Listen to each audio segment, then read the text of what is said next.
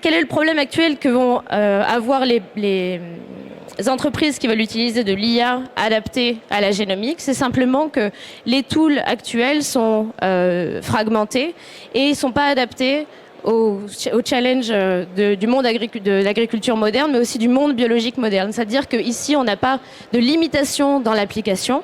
Tout problème biologique peut trouver une forme d'application pour ces larges modèles de langage appliqués à l'ADN.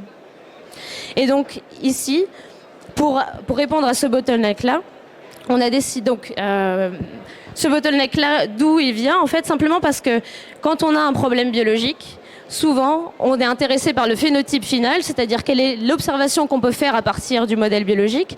Donc ça peut être une cellule avec une drug discovery, par exemple, mais ça peut aussi être une crop. Et souvent, l'information génétique qui est comportée ici ne va pas être en lien direct avec le phénotype observé. C'est-à-dire qu'ici, on a un élément de causalité qui est bien souvent extrêmement mystérieux pour les personnes qui cherchent à faire de la discovery en biologie.